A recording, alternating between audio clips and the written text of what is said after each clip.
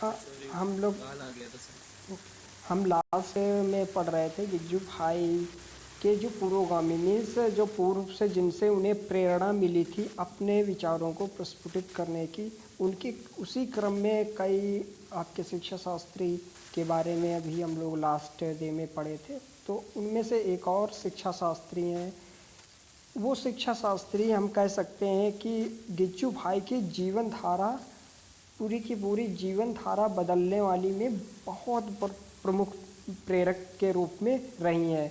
मतलब उनका नाम है मारिया मांटेसरी, जिनके बारे में गिज्जू भाई के क्या विचार हैं, उन्होंने क्या समझा कि मारिया मांटेसरी के विषय में देखते हैं।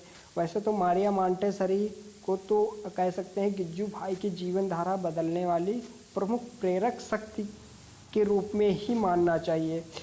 उनका परिचय देते हुए स्वयं गिज्जू भाई लिखते हैं, उनका परिचय देते हुए स्वयं गिज्जू भाई लिखते हैं, डॉक्टर मांटेसरी में मानव वंश शास्त्री, शरीर शास्त्री, मानस शास्त्री, तत्ववेत्ता तथा शिक्षा शास्त्री, इन सबों को एक साथ दर्शन हो जाते हैं। मीन्स गिज्जू भाई ने मांटेसरी को कई शास्त्र मीन्स उनकी उपमाएं बहुत अधिक की हैं, वैसे उसके सभी दर्शन एक साथ में मिल सकते हैं। मानव वंश शास्त्री, शरीर शास्त्री, मानस शास्त्री, तत्ववेत्ता, शिक्षा शास्त्री, ये सारे दर्शन एक साथ ही कर सकते हैं।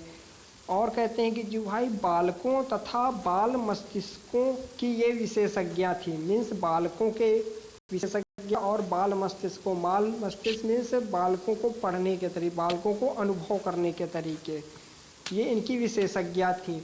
और कहते हैं गिज्जू भाई मारिया मांटेसरी स्वयं अविवाहिता रहकर फिर भी वो माताओं की माता कहलाईं। ठीक है। और कहते हैं कि बाल स्वातंत्र की युग प्रवर्तक तथा जड़वाद व पराधीनता की बेड़ियों से मानव जाति के उद्धार के प्रारंभिक प्रयत्न करने वाली डॉक्टर मारिया मांटेसरी ही हैं। ठीक। और ये गिज्जू भाई कहते हैं कि स्वतंत्रता, स्वस्फुरण, स्वशिक्षण तथा स्वयं भूल सुधार, ये चार बातें जो हैं वो मारिया मांटेसरी की शिक्षण पद्धति में केंद्रीय स्थान पर रहे। और कहा जाता है बालकों की अगर इच्छित प्रवृत्तियां मिल जाएं तो उनमें आंतरिक व बाह्य आत्मानुशासन आ जाता है। इच्छित प्रवृत्तियां मीन्स जो भी उसकी इच्छा होंगी, बालकों की इच्छित प्रवृत्तियां अगर अध्यापक प्राप्त कर ले, समझ ले, तो उनमें बाह्य व आंतरिक आत्मानुशासन हो जाएगा। बच्चों के बौद्धिक व भावनात्मक विकास के लिए वे इंद्रिय शिक्षण पर बल देती हैं। मीन्स इंद्रिय शिक्षण पर अधिक बल दिया है इन्होंने, इसलिए वो चाहती हैं कि इंद्रियां सूक्ष्म संवेदनशील बने। मीन्स जो इंद्रियां हैं सूक्ष्म संवेदनशील बनाने की बात मारिया मांटेसरी कर रही हैं। और इन्होंने शिक्षक के स्थान के बारे में बताया है कि शिक्षक का स्थान मार्गदर्शक के रूप में ही है, उसे हाथ पकड़कर बालक का काम शुरू कराने या दखल देने जैसा नहीं है। मीन्स केवल इस शिक्षक को ऐसा काम करना चाहिए कि मार्गदर्शक के रूप में रहे, ऐसा नहीं करना है कि उसको हाथ पकड़कर उसका काम शुरू कराएं, ऐसा नहीं करना है इसको। और ये कहते हैं कि शिक्षक का काम निरंतर सूक्ष्म अवलोकन करने का है, अवलोकन ही नहीं सूक्ष्म अवलोकन करना है। बालक के विकास से सदैव वांछित पोषक वातावरण रचते रहने का है। मीन्स बालक को जैसा वातावरण चाहिए, मीन्स एक वांछित पोषक वातावरण की रचना करना ये शिक्षक का कार्य होगा। और ये कहते हैं मारिया मांटेसरी कहती हैं कि भाषा, गणित, चित्रकला, संगीत, प्रकृति का ज्ञान आदि बातें कह सकते हैं कि ये सब बालकों में समाहित हैं अपनी निजी मौलिकता के साथ। मीन्स इसमें किसी दूसरे की मौलिकता की बात नहीं करें, मीन्स उसमें जो भी बच्चे हैं सभी में ये सारी चीज़ें समाहित होती हैं।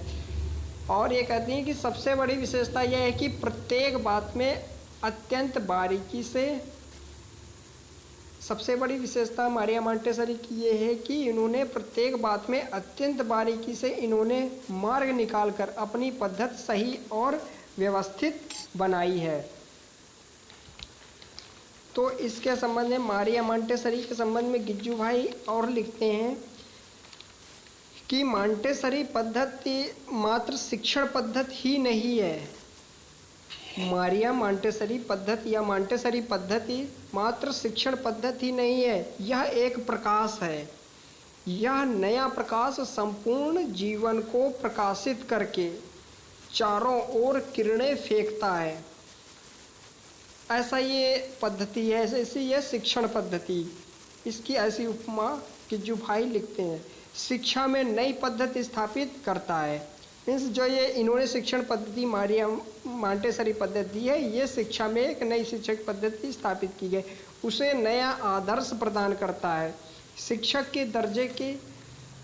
के दर्जे में क्रांति लाता है, समाज को नए सिरे से पुनर्रचना करता है, मनोविज्ञान में नया दृष्टिकोण उपस्थित करता है, व्यक्ति समाज तथा राष्ट्र के बीच संबंधों को नई श्रृंखलाओं से जोड़ता है तथा मानवीय व्यक्ति एवं चारित्र की सफलता का नया मूल्यांकन करता है। ये गिज्जू भाई के विचार थे मारिया मॉन्टेसरी के परिप्रेक्ष्य में। गिज्जू भाई ने मारिया मॉन्टेसरी से संबंधित बहुत सी पुस्तकों का अध्ययन किया है, जिनमें से कुछ मारिया मॉन्टेसरी की खुद की लिखी हुई पुस्तकें हैं और कुछ पुस्तकें जो दूसरे राइटर ने लिखी हैं मारिया मॉन्टेसरी से संबंधित, उन पुस्तकों का अध्ययन किया है, जिनमें से मारिया मॉन्टेसरी की कुछ पुस्तक हैं, जैसे द मॉन्टेसरी मेथड ये एक पुस्तक है, और पुस्तक है द एडवांस मॉन्टेसरी मेथड प्रथम और द एडवांस मॉन्टेसरी मेथड द्वितीय, डॉक्टर मॉन्टेसरीज ओन हैंडबुक ये एक पुस्तक का अध्ययन गिज्जू भाई ने किया था, और पुस्तक है पेडोलॉजिकल एंथ्रोपोलॉजी, ये सब मारिया मॉन्टेसरी की ही पुस्तकें हैं।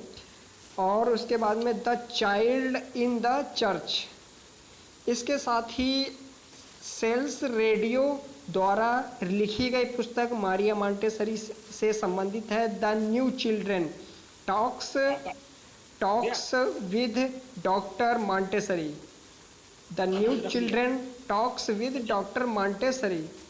और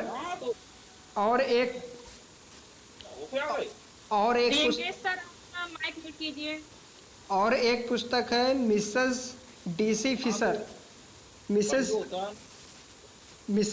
फिशर की एक पुस्तक है द मॉन्टेसरी मदर।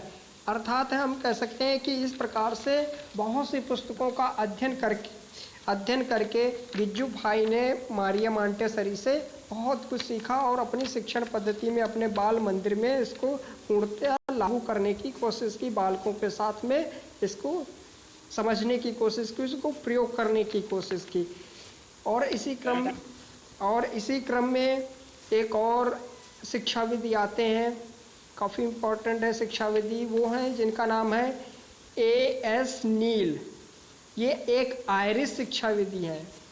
इनकी बुक्स कई सारी बुक्स हैं, इनकी कुछ बुक्स हैं जिनको गिज्जू भाई ने अध्ययन किया है, जिनमें एक बुक है प्रॉब्लम चाइल्ड और एक बुक है डोमिनिक 5। ये बुक्स का अध्ययन गिज्जू भाई ने किया। और गिज्जू भाई यहाँ पर बताते हैं कि A.S. नील ये बच्चों के पूर्ण स्वतंत्र के हिमायती थे, मीन्स बच्चों को पूर्ण स्वतंत्रता देने के पक्षधर थे। नीति धर्म आदर्श के नाम पर बच्चों के मन पर पड़ने वाले दबावों का ये कठोरता के साथ विरोध करते थे। कौन? A.S. नील। ये जैसे नीति की शिक्षा दी जा रही है बच्चों को, धर्म की शिक्षा दी जा रही है, आदर्श की शिक्षा दी जा रही है, ये सब दबाव के साथ शिक्षा दी जा रही है, तो ये सब इनके कट्टर विरोधी हैं, इनको कठोरता के साथ में विरोध करते हैं। ये बालकों के साथ सहानुभूति जैसा व्यवहार करने की अपेक्षा रखते हैं और कहते हैं कि जैसे एक एग्जाम्पल के थ्रू में इन्होंने समझाया है, बताया है कि अपने व्यवसाय में असंतुष्ट वकील अथवा डॉक्टर तैयार करने के बजाय, मीन्स जैसे कोई भी व्यक्ति हो गया, डॉक्टर बन गया, वकील बन गया, या कोई भी पोस्ट पा करके बड़ी पोस्ट पर आ गया, लेकिन वो अपने उस पद से असंतुष्ट है। तो यहीं पर नील कहते हैं कि इन व्यवसायों में असंतुष्ट होने के बजाय आप जीवन में अगर कोई भी कार्य संतुष्टि के साथ करते हैं, चाहे आप वो स्वीपर का ही कार्य क्यों ना करते हो, मीन्स चतुर्थ श्रेणी कार्य क्यों ना ही करते हो, वो बेहतर होगा। आप वकील और डॉक्टर असंतुष्ट होकर के वकील और डॉक्टर बनने से कहीं अधिक बेहतर होगा आपका स्वीपर या चतुर्थ श्रेणी कर्मचारी के रूप में कार्य करना। ये एएस नील के विचार थे। और कहते हैं कि गिज्जू भाई कहते हैं कि कथा सुनने वाले बालकों को ही कथा के पात्र में नियुक्त कर देना। ये एएस नील करते थे। एएस नील के विचार थे कि कथा सुनने वाले बालक, जो भी कथा हम किसी को कह रहे हैं, कथा सुना रहे हैं, तो उन्हीं में से बालकों को आप चुन लीजिए, उन्हीं में से उनको पात्र के रूप में, अलग अलग पात्रों के रूप में नियुक्त कर दीजिए, और उनके आपसी बातचीत से ही तथ्यों को पकड़कर, मीन्स उनमें आपसी जो बातचीत करते हैं उन्हीं तथ्यों को पकड़ करके कथा सूत्र को आगे बढ़ाने के, जो कथा सूत्र है उसको फिर आगे बढ़ाया जा सकता है, और उसी से बालकों का विकास किया जा सकता है। बालकों को अच्छी प्रकार से उनमें प्रयोग करके कर सकते हैं। और यही बात गिज्जू भाई बहुत ही प्रभावित थे इस बात से, इस कौशल से बहुत ही प्रभावित थे। तो इन्होंने, गिज्जू भाई ने अपने जो बाल मंदिर था इनमें इसी प्रकार से अपनी प्रदर्शनी करते थे बालकों के साथ में। इसी प्रकार से एक टोली बना ली, जैसे गुजराती भाषा में रखंडू टोली नाम से इसको पुकारते हैं, ऐसी ही उन्होंने अपनी शिक्षा देनी शुरू की। अब इसके बाद में जैसे ये सारे आपके वेस्टर्न प्रकार के शिक्षाविधि थे जिनसे गिज्जू भाई बहुत अधिक प्रभावित थे। अब एक भारतीय शिक्षाविधि हम कह सकते हैं, भारतीय चिंतक कह सकते हैं, जिनसे गिज्जू भाई बहुत अधिक प्रभावित थे, जिनमें से वो नाम आता है जो हम लोगों ने अभी पूर्व में ही हम लोगों ने अध्ययन किया है, स्वामी विवेकानंद। इनसे भी बहुत अधिक प्रभावित थे। ये कहते हैं स्वामी विवेकानंद, आप जो काफ़ी पढ़े हो जानते हो कि यहाँ पर हम स्वामी विवेकानंद के कुछ विचारों का विवेचन करेंगे। आप जानते हो कि इनके विचार थे जो एक क्रांतिकारी विचार थे। ये राष्ट्रों की सीमाओं तक ही सीमित नहीं रहे। राष्ट्रों में जो हमारे राष्ट्र हैं या अपने राज्य हैं, इनकी सीमाओं तक ही सीमित नहीं रहे। इनके विचार, इनके शैक्षिक विचार पूरे विश्व में, विदेशों तक इनकी गूंज सुनाई देती है। स्वामी विवेकानंद कहते हैं कि सच कहूँ तो कोई किसी को सिखाता नहीं है। सच कहूँ तो कोई किसी को सिखाता नहीं है, हम में से हर एक स्वयं अपने आप को सिखाता है। मीन्स कोई भी सिखाने वाला नहीं है, जो भी सीखता है वो सब हर एक स्वयं ही सीखता है। अर्थात जैसे एग्जाम्पल के थ्रू भी समझ सकते हैं, जैसे किसी वृक्ष के पौधों को, कोई भी वृक्ष है उसके पौधे को उगाने में तुम जितना सहयोग दे सकते हो, उससे ज़रा भी अधिक मात्रा में तुम किसी बालक को सिखाने में मदद नहीं दे सकते। मीन्स हम कोई भी पौधा उगाते हैं तो उसमें जितना आप सहयोग दे सकते हो उतना ही हम किसी बालक को सिखाने में मदद कर सकते हैं। और कहते हैं यह सही है कि तुम उसे अपने निजी ढंग से आगे बढ़ने में मदद कर सकते हो। मीन्स अपने निजी तरीके से जो आप चाहते हो उसे आगे बढ़ने में बालक को मदद कर सकते हो। सीधे तरीके से नहीं करना, अप्रोक्ष रीत से आप उसे कर सकते हो, लेकिन जो ज्ञान होगा वो उनमें स्वाभाविक रीत से ही आएगा। उसमें आप ज्ञान नहीं पैदा कर सकते, ज्ञान उसका स्फुटित नहीं कर सकते, वो ज्ञान स्वाभाविक रीत से ही आएगा। जैसे जो वृक्ष का उदाहरण लिया था उसको एक बार देखते हैं फिर से। जैसे जमीन, जैसे कोई भी पौधा लगाएंगे तो उसमें बीज डालेंगे, बीज कोई भी कड़ी मिट्टी है उसमें डाल देंगे तो वो बीज इतनी आसानी से नहीं निकलेगा। ऐसे ही ज़मीन को हम थोड़ा सा नरम करेंगे ताकि जो बीज है वो अंकुरित होने में उसको सहायता मिल सके, बीज को मदद मिल सके। और क्या करेंगे, ऐसे ही बालक को हम धीरे धीरे उसमें ऐसा करेंगे, इसको नरम करेंगे, उसको ऐसी चीज़ें सिखाएंगे वो जिससे धीरे धीरे ज्ञान की ओर बढ़ सके।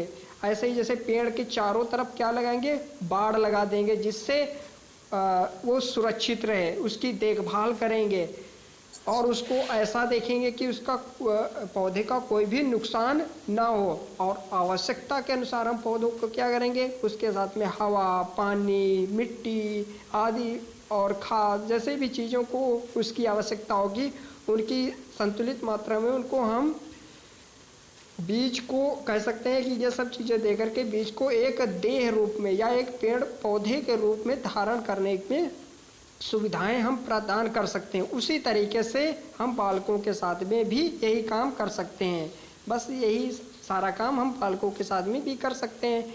जैसे बीज को जिस चीज़ की जितनी ज़रूरत होती है वह स्वतः ही ले लेता है, वैसे ही बालक स्वयं अपनी शिक्षा करता है। बालक जैसे स्वयं उसको लगता है कि मुझे इस चीज़ शिक्षा लेनी चाहिए, जैसे कोई भी आप स्किल्स सीखनी है, कोई भी मोबाइल रिपेयरिंग का वर्क सीखना है या कुछ भी वर्क सीखना है आपको, तो वो आप ना चाहते हुए भी आप उसकी शिक्षा ले लेते हो। जैसे कोई भी क्रिकेट खेलना या गेम खेलने की किसी के अंदर इच्छा होती है तो वो मतलब कोई भी उसको ज़बरदस्ती नहीं सिखाता, वो उसकी शिक्षा ले ही लेता है।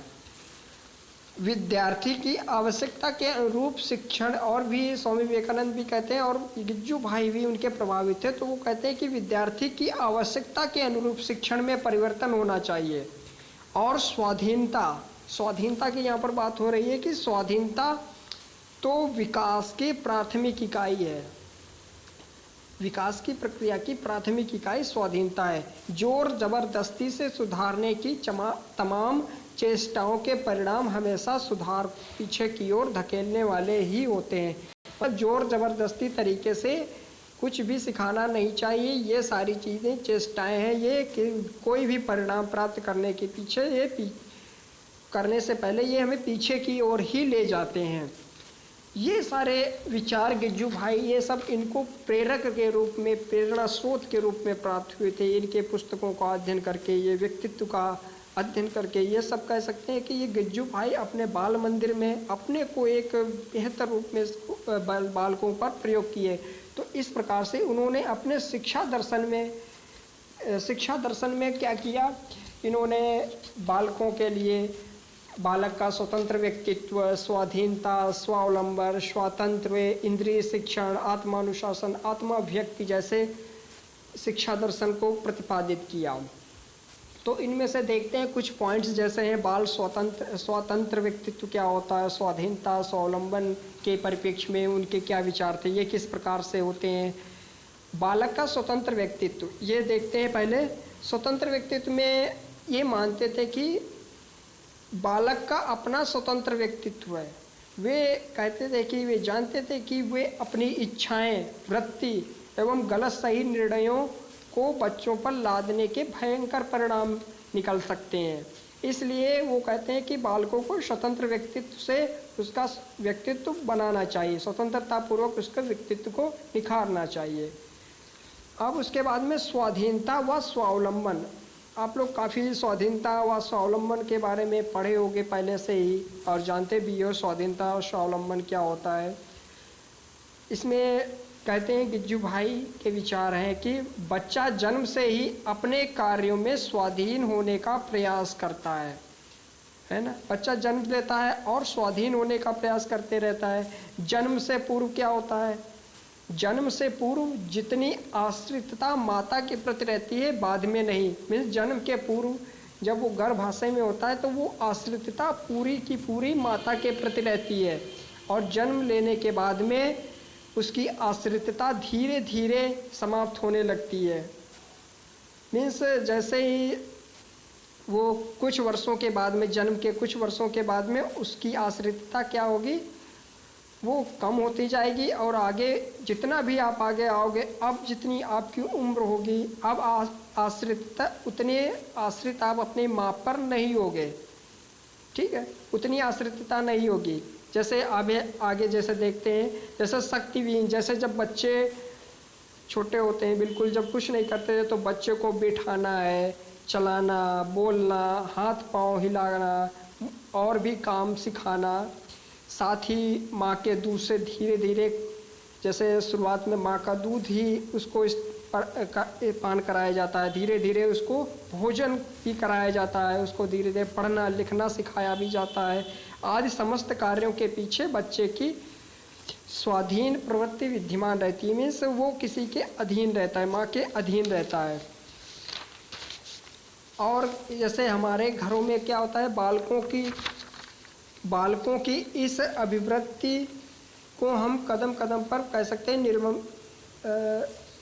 जैसे कभी कभी ऐसा भी होता है कि बालकों की अभिवृत्ति को, जैसे वो आगे बढ़ते हैं, जब हम स्वाधीनता की ओर, मीन्स जो आश्रितता रहती है उसको हम धीरे धीरे या अपने अधीन बनने के लिए वो बढ़ता है, तो उसको हम धीरे धीरे कुचलते रहते हैं। जैसे बच्चे की खिचड़ी व दूध अपने आप खाने की इच्छा है, और हम उसे, जैसे बच्चे की इच्छा हुई कि वो दूध या खिचड़ी खाए या अपने आप स्वयं से खाने की इच्छा होती है, लेकिन हम क्या करते हैं, जो पेरेंट्स होते हैं, जो माँ होती है, वो क्या करते हैं, वो उन्हें ज़बरदस्ती रोटी या कुछ भी खिलाने की कोशिश करती हैं जो उनकी बिल्कुल भी इच्छा नहीं होती है।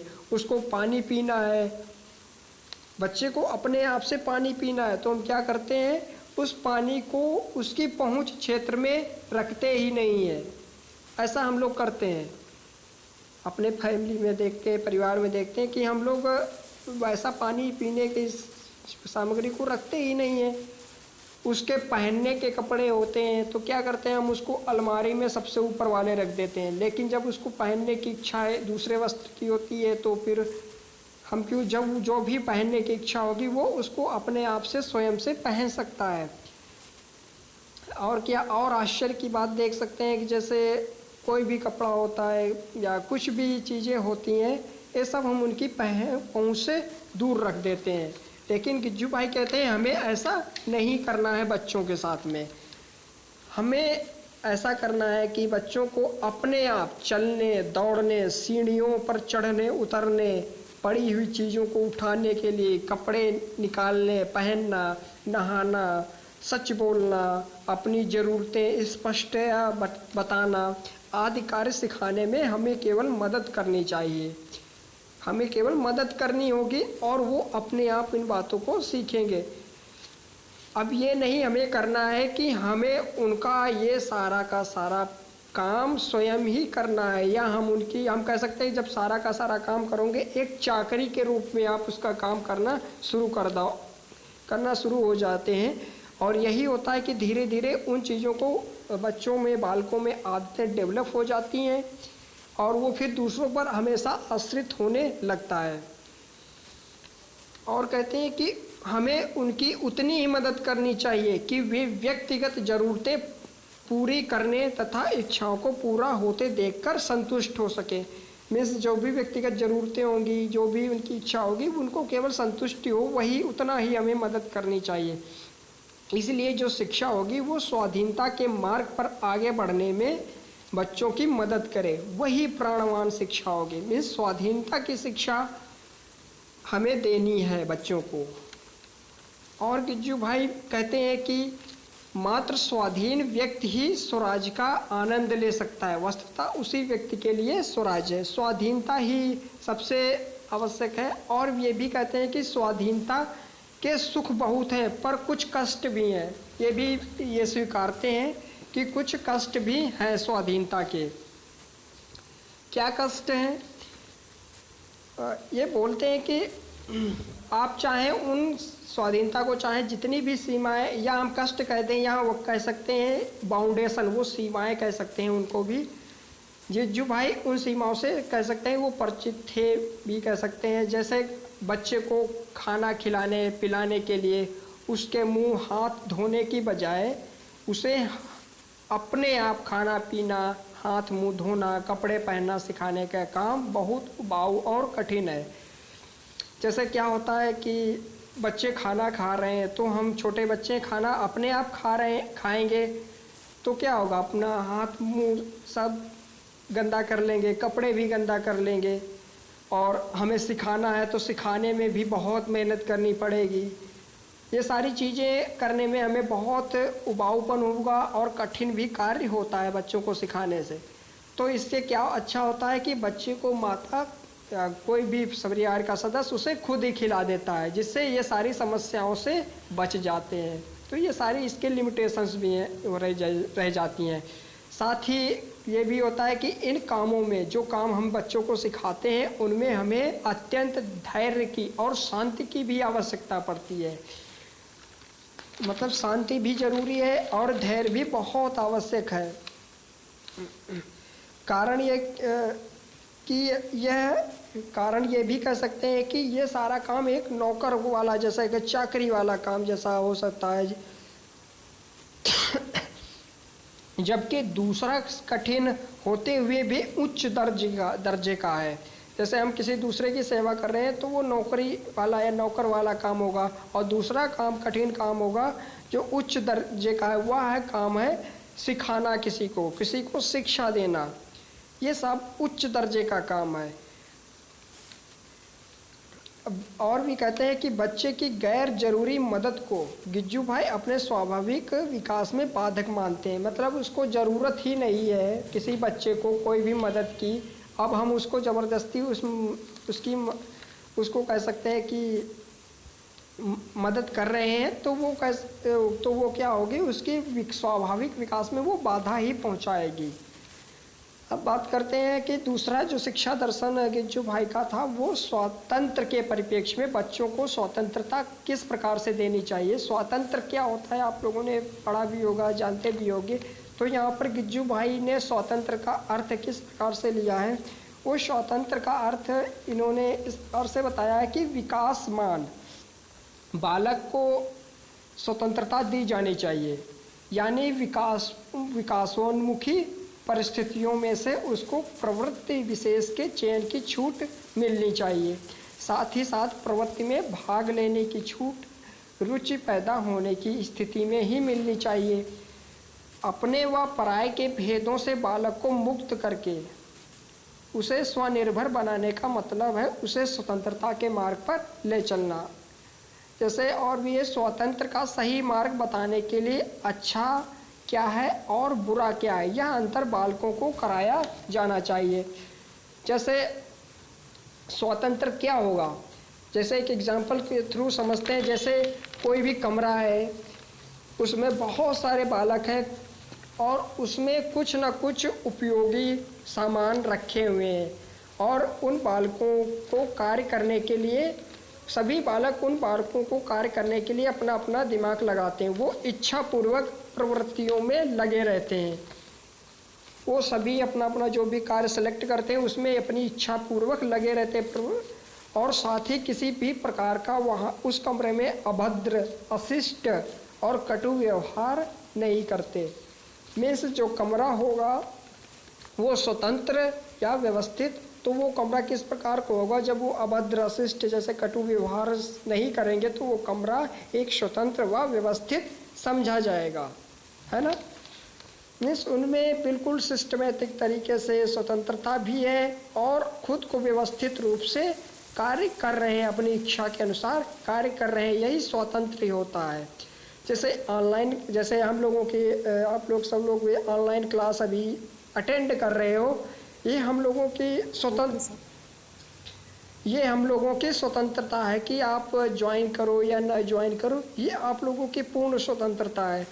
अब जैसे लेकिन आप स्वतंत्र कब होगे, आप स्वतंत्रता तो आपको मिली है, स्वतंत्र और व्यवस्थित कब होगे, जब आप उस क्लास को पूरा का पूरा आप अटेंड करोगे, आप बीच में छोड़कर नहीं जाओगे, या जैसे कोई भी टेक्निकल फॉल्ट होती है वो अलग बात है।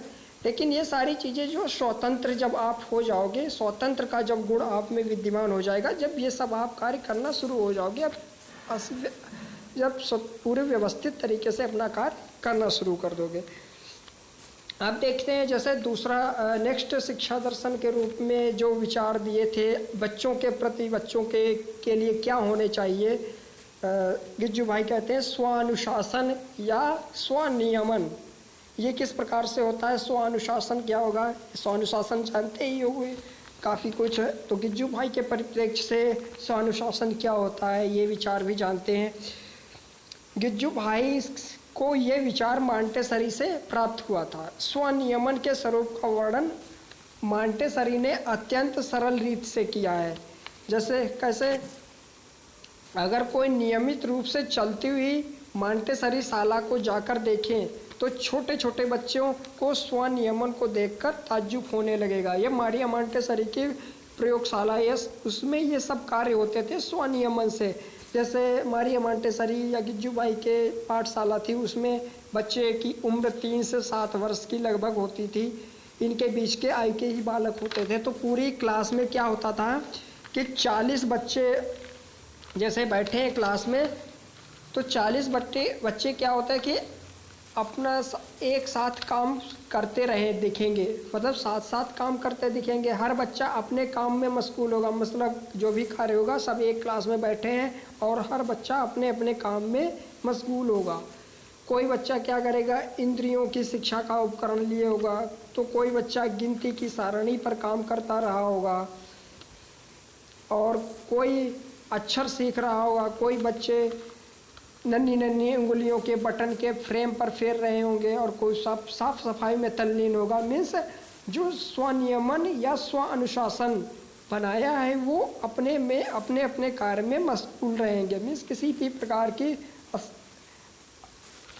प्रकार का अनुशासन भंग नहीं करेंगे, नियम को तोड़ेंगे नहीं, वो स्वनियम और स्व अनुशासन बनाए रखेंगे। अब जैसे आती है गिज्जू भाई और भी कहते हैं कि बालकों को मिलनी चाहिए बाल अभिव्यक्ति की स्वतंत्रता भी मिलनी चाहिए। बाल अभिव्यक्ति जिसे नाम दिया है इन्होंने, बाल अभिव्यक्ति यहाँ पर जैसे हम लोग भी जानते हैं कि मनुष्य के जीवन में अभिव्यक्ति का पर्याप्त महत्व है। अभिव्यक्ति में से किसी भी बात को व्यक्त करना, इसका पर्याप्त महत्व है। अभिव्यक्ति के द्वारा क्या होता है, व्यक्ति स्वस्थ रहता है, अपनी बात को किसी के समक्ष रख देना। और क्या होता है, अगर अभिव्यक्ति का माध्यम ना रहे तो वह स्वस्थ नहीं हो सकता। अगर कोई किसी के मन में कोई भी बात होगी तो क्या होगा, वो बिल्कुल, अगर जब तक वो बात को बोल नहीं देगा तब तक वो अस्वस्थ रहेगा, मतलब काफ़ी उसके अंदर हाव भाव अलग प्रकार से होंगे। जैसे ही वो बात अपनी स्पष्टता बोल देगा तो वो एक शांत रूप में रह जाएगा, मतलब स्वस्थ रूप महसूस करेगा। जैसे क्या होता है, हम अपने मित्रों के साथ में अगर हम आधे घंटे के लिए कुछ देर के लिए गप्पे भी मार लेते हैं तो क्या हो जाते हैं, अपने आप को हल्का महसूस करते हैं। जैसे फूल खिल जाते हैं, फूल होते हैं वो खिल जाते हैं, उसी प्रकार से जब हम अपनी बात को स्पष्टता या हम अपनी बात की अभिव्यक्ति कर लेते हैं तो हम उसी प्रकार से फूलों के तरीके से खिल जाते हैं। अत्यंत दुखी व्यक्ति, बहुत दुखी व्यक्ति भी है तो क्या करता है, अनेक बार उसको ऐसा करते हैं कि उसको रोने को विवश कर देते हैं, चलो उसको रो लेने दीजिए। जब वो रो लेगा तो धीरे धीरे वो अपने आप को स्वस्थ महसूस करेगा। और ये भी एक तरीका है अभिव्यक्त करने का।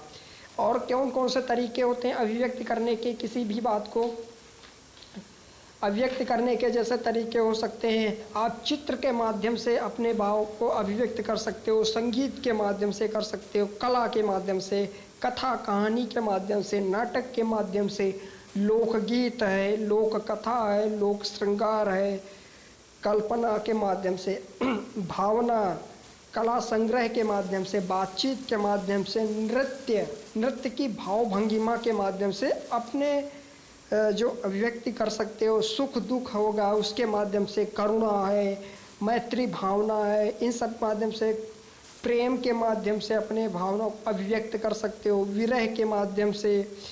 और भी जो निगेटिव में आते हैं अभिव्यक्त करने के तरीके, कौन कौन से निगेटिव में, जैसे आप लोग भी जानते हो, घर में भी लोग करते हैं, जैसे गुस्सा करना। गुस्सा होते हैं तो किसी भी प्रकार से हम उसकी अभिव्यक्ति करते हैं, जैसे आँख दिखाना शुरू कर देते हैं। यहाँ पर भी एक अभिव्यक्ति होती है कि हमें महसूस करो मैं गुस्सा हूँ, ये भी एक अभिव्यक्ति होती है कुछ देर के लिए।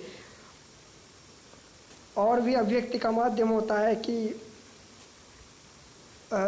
गुस्सा, जैसे कई भी होती, कोई भी चीज़ किसी के द्वारा मांगी गई तो उस चीज़ को पटक देना, ऐसी चीज़ें से मीन्स अभिव्यक्त करने के आप घर में बहुत सी चीज़ माध्यम देख सकते हैं। जैसे ये निगेटिव चीज़ होती है, लेकिन जो पॉजिटिव में चीज़ें होती हैं वही अभिव्यक्ति के माध्यम स्वस्थ होती हैं। और गिज्जू भाई कहते हैं, यहाँ पर कि अभिव्यक्ति से उपजने वाली सृजन शक्ति को हम अपने घरों में किस प्रकार से कुचल देते हैं। जैसे अभिव्यक्ति हमें करनी है और उसको हम लोग घरों में क्या होते हैं, धीरे धीरे कुचल देते हैं। इस दशा में गिज्जू भाई क्या बोलते हैं, इनका ध्यान आकर्षित करते हैं। जैसे हम लोग क्या होता है कि घरों में क्या हमारे साथ में किया जाता है, घर में, शाला में या हमारे आस पड़ोस में, समाज में, उन अभिव्यक्ति को हम कुचल देते हैं। जैसे बालकों को सृजनात्मक पक्ष की क्या हालत है ये भी देखते हैं। अब जैसे किसी भी घर में आप चले जाएं जहां बच्चे खासकर हों, छोटे छोटे बच्चे हों, 5-6 साल 10 साल तक या कोई भी हो, तो आपको वहां पर सुनाई देगा। जैसे कोई भी बालक है वो आटा, जैसे माँ खाना बनाने के लिए रेडी है तो आटा रखा हुआ है गुथा हुआ, तो उस आटे को वो ले लेता है और उससे कुछ ना कुछ बनाना शुरू कर देता है। चिड़िया बनाना शुरू कर देता है, चूहा बनाना शुरू कर देता है, या कोई भी उससे आकृति बनाना शुरू कर देता है। तो वहाँ से हमें एक आवाज़ आती है माँ की तरफ से, क्या किसी ऐसा भी बोल देते हैं क्या कि ये किसी मलेच्छा का घर है, में से ये गंदगी आप क्यों फैला रहे हो, में से ऐसे कई सारे आप ताने सुन सकते हो। और भी सुन सकते हो, मुंह बंद कर अपनी या रागणी, मेरा सिर दुखने लगा है, ऐसा सुन सकते हो। आप जब गिज्जू भाई की बुक्स पढ़ोगे तो उसमें आपको ऐसे ही शब्द लिखे हुए मिलेंगे। और भी जैसे आया कि जैसे कोई गाना गाता है तो होता है कि बड़ा आया गाना गाने वाला, क्या आगे चलकर जैसे उस समय की ये विचार नहीं, जैसे हमारी तरफ से विचार है कि आगे, जैसे अभी भी वर्तमान में देख सकते हैं कि आगे चलकर मोहम्मद रफ़ी या लता मंगेशकर बनेगा। ऐसे सारे आप देख सकते हो अभिव्यक्ति को दबाने की कोशिश की जाती है। और भी आ जाते हैं, जैसे कोई भी दीवार पर कुछ भी काली कुछ भी बना देता है, चित्रकारी कर देता है, ठहर जा, जैसे शब्द आते हैं कि ठहर जा कम वक्ता भी आते हैं। और भी जैसे कुछ भी काम करते हैं, जैसे आता है कि खूब बनाई रेलगाड़ी या पुल, नदी, ये गिज्जू भाई के विचार हैं। इन्होंने इसमें क्या कहते हैं कि इससे पेट नहीं भरेगा, इससे पेट नहीं भरेगा, मुँह भूखा मरेगा और भूखा मरेगा। अब जैसे कोई भी बालिका होती है वो मौज मस्ती में, लड़कियों के लिए बोलता है कि लड़कियों के लिए है गिज्जू भाई कहते हैं जैसे बालिका होती है मौज मस्ती में वह स्वतः ही नृत्य करती है। नृत्य देखकर उसकी माँ कहती है कि अरे ओ कुपातर, इधर मर, तेरा सिर हल्का करूं जरा, ये नखरे मुझे पसंद नहीं। ऐसे ऐसे वाक्य कह सकते हैं कि उसकी अभिव्यक्ति को दबाया जाता है। घर में कोई भी छोटा बच्चा हो, उसकी बड़ी बहन हो, तो उसकी बड़ी बहन क्या होती है कि बच्चे को उठा करके उसको प्यार से चूमने लगती है, तो वह माँ क्या करती है, माँ फटकार लगाती है, मार डालने का इरादा है क्या, इसे हाथों में से गिर पड़ेगा, सुला दे नीचे। ऐसे ऐसे अभिव्यक्ति में इसको कुचलते रहते हैं परिवार के माध्यम से। हमें गिज्जू भाई कहते हैं हमें ऐसा नहीं करना है। ये तो घर की बात हो गई। अब पाठशालाओं में भी ऐसा ही कुछ होता है। जैसे बालकों को सृजन को किस तरह से अनायास ही कुचला जाता है, ये भी देखते हैं। क्या होता है, बालक जैसे कई दिनों बाद या बालक नए रोज़ में जाता है, परस्पर मिलते हैं, आपस में मिलते हैं, तो घर की बातें व अनुभव आपस में साझा करते हैं, अभिव्यक्त करते हैं। जैसे हमारे घर में प्रमुख चीज़ ऐसी है, मेरे घर में आज लड्डू बना है, हम लड्डू खा के आए हैं। मेरे घर में आज एक नया मेरे घर में कल नया भाई या बहन आया है, उसकी हथेलियाँ मुलायम मुलायम रेशम जैसी गुलाबी हैं। ऐसे कैसे मीन्स आप ही समझ सकते हो, आप ही जानते हो कि जब भी मिलते हैं तो आपस में सारी चीज़ें बातें करते हैं, अपने घर की ये सब अभिव्यक्ति करते हैं। तो इसी परिप्रेक्ष्य में क्या होता है कि भौवें चढ़ाएं और मुंह बिगाड़े मास्टर जी आकर बोलते हैं, चलो चलो इधर से ये बातें बंद करो, ये काम करो, ऐसा ये करो, पढ़ाई करो, किताब निकालो, ये लिखो, बोर्ड पर लिखो, आप लोगों बाहर चलो, आप लोगों को ये सज़ा मिलेगी। मीन्स मास्टर जी क्या करते हैं, उन चीज़ों को वो अभिव्यक्त करने को रोक देते हैं। और भी क्या करते हैं, बालकों को वर्णमाला व जो भी अक्षर होते हैं उनको पक्के याद कराए जाते हैं, रटाया जाता है, व्याकरण में एक भी गलती ना हो जाए। इसलिए मास्टर जी क्या करते हैं, बच्चे का और अपने खून को पानी करते रहते हैं हमेशा। मीन्स उसको रटाने के लिए एक भी गलती ना हो, इसलिए ज़बरदस्ती उसको रटाने के लिए बार बार उसको करते रहते हैं। और क्या होता है, साल भर बच्चे को रटवाते रहते हैं और परीक्षा के वक्त क्या होता है, बच्चों के पेट से वापस वही कॉपी पर उगलवा लेते हैं। कविता को है वो भी तोता रटंत जैसी पद्धति से रटवा देते हैं, जबकि कविता को हमें भाव के रूप में समझना हुआ, जैसे रस होते हैं, अलंकार होते हैं, इन सब चीज़ों की अभिव्यक्ति की हमें समझने की आवश्यकता है। और कहते हैं कि जैसे ये सब करते हैं, रटवा दिया जाए, कोई भी पोर्शन, कोई भी चीज़ें रटवा दी गई, तो यहीं पर मास्टर कहते हैं, अध्यापक कहते हैं कि मैंने बच्चों को भाषा, साहित्य, कला, इन सब का अध्ययन कराया। ये अध्ययन नहीं कहेगा, इनमें कोई भी क्रिएटिविटी, कोई भी सृजनात्मक बात नहीं है, इसलिए इसमें किसी भी प्रकार का कोई भी अध्ययन नहीं है। ये सारी चीज़ें हम कह सकते हैं कि नहीं होनी चाहिए। गिज्जू भाई कहते हैं कि ये सब चीज़ों को संतुलित रखना चाहिए। और जो एक और विचार है इंद्रिय शिक्षण के प्रति, गिज्जू भाई का विचार है कि इंद्रिय शिक्षण इसको अनिवार्य माना है। मांटेसरी ने भी ये बहुत अनिवार्य माना था और गिज्जू भाई ने भी माना है। यही लास्ट करके समाप्त करते हैं। जैसे कई विद्वान कहते हैं इंद्रियों के बारे में, इंद्रियों को ज्ञानार्जन के औजार कहते हैं, ज्ञानार्जन का एक औजार मानते हैं इंद्रियों को। और जैसे पंक्ति भी है कि ज्ञान की खदानों से, जो ज्ञान की खदान, जैसे खदान से किसी भी औजार से हम उसकी उत्पादन, उसकी जो भी खाद्यान्न निकालते हैं, उसी प्रकार से जो ज्ञान की खदान है, उस खदान से इंद्रियों के रूपी औजार से, मनुष्य के जो इंद्रियों के रूपी औजार हैं, उनसे हम ज्ञान रत्न खोदकर निकाल सकते हैं। जैसे रत्न कोई भी हम खदान से निकालते हैं, उसी प्रकार ज्ञान रूपी रत्न खोदकर हम इंद्रियों रूपी औजार से ज्ञान की खदानों से निकालते हैं। लेकिन जब तक ज्ञान प्राप्ति के ये औजार, मतलब सभी के पास में ये औजार तो होते हैं, लेकिन ये औजार तो सभी के पास में कोई भी औजार हो सकते हैं, लेकिन ये औजार किस प्रकार से होने चाहिए? ये औजार मजबूत होने चाहिए, पहने होने चाहिए, चमकदार होने चाहिए, गतिवान होने चाहिए, तीक्ष्ण होने चाहिए एवं अपने आप में पूर्ण होने चाहिए। ये सारी चीज़ें होंगी तभी हम इंद्रियों के माध्यम से उस ज्ञान रूपी रत्न को प्राप्त कर पाएंगे। इसलिए मांटेसरी भी और गिज्जू भाई भी इन इंद्रिय शिक्षण के प्रति विशेषता बालकों के शुरुआत में बालकों को विशेष महत्व देते हैं कि इंद्रिय शिक्षण मजबूत होना चाहिए, जिससे उसका अवलोकन, उसका तुलना शक्ति एक बेहतर तरीके से कार्य कर सके और अपने को विकसित कर सके। ये सारे विचार गिज्जू भाई के थे।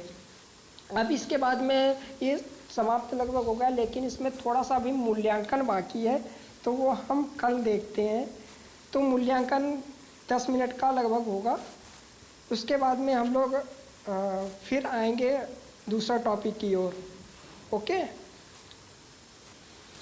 सर, एक बात पूछनी थी सर, साधारण बुक और हैंड बुक में अंतर क्या होता है? जैसे अभी आपने बताया कि मारिया मांटेसरी की हैंड बुक, वो हैंड बुक करके उसका नाम दिया गया है। वो ऐसा नहीं लिखा गया है कि हैंड बुक मीन्स हाथ से लिखी गई, मीन्स उसको हैंड बुक करके नाम ही दिया गया है उसको, उसका वो अर्थ समझिए। सर जैसे जो